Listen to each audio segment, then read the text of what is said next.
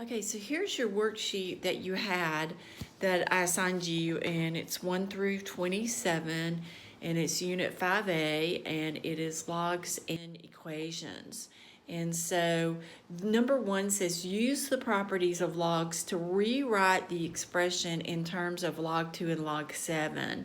So it also gives us a value for log 2, which is approximately 3.01, and log 7 is approximately 0.845. And so the first problem, it gives us log 4. So what we're going to do is we're going to break that log 4 into factors using 2.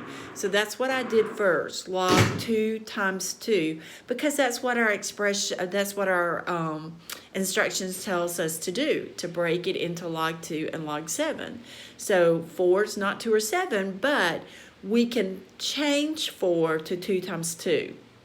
So now we're going to break it into factors using 2. Then our next step is we're going to expand it. And so we're going to expand it using the product property, log 2 plus log 2. Now, here, we're not going to just leave the answer because they did give us a value. They said log 0.301, or log 2 is equal to 0.301. So all I did was convert that to 0.301 plus 0.301. I added them together and got 0.602. Now, when you're doing this, like for a teacher on a test, like for me, you're going to have to show me this work. But I am going to show you how you can use the log function on your graphing calculator. So here we're looking at our graphing calculator, and if you will notice, you've got a log button here. So I'm going to hit log, and then I'm just simply going to put in 4 and close it and hit enter, and you can see 0.602, so it matches up. So you can use the log functions to check your work. Now, I went ahead and moved on to number 4, where it said to use, we're still using 2 and 7. We have log 2 over 7. They're already in terms of 2 and 7, so we don't have to change them like we had to change log 4. But I'm going to use the quotient property because we're dividing. So I'm going to say log 2 minus log 7.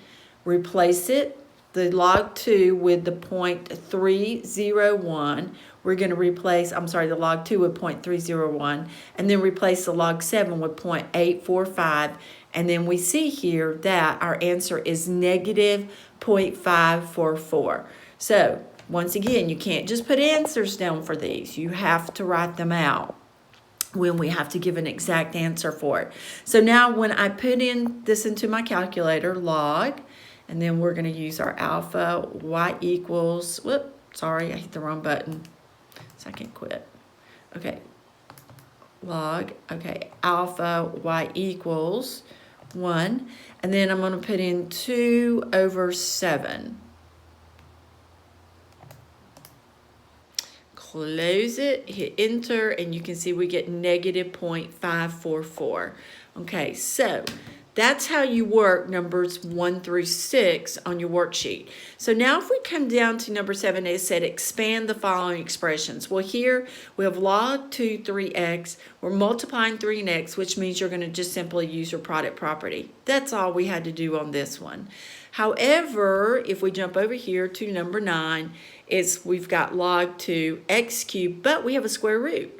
And so it's the square root of x minus 1. So the first thing we're going to do is we have to change the radical to exponential. So it's going to be log 2 x cubed, but then it's going to be x minus 1 1/2, because all of the x minus 1 is underneath the radical. And it is to the first power, index is 2, power over index, 1/2. Then, because we're multiplying x3 and x minus 1, we're going to use the product property. So now it's going to be log 2 x cubed plus log 2 x minus 1 to the 1/2 power. And lastly, we're going to take care of the exponents. So we're going to bring that 3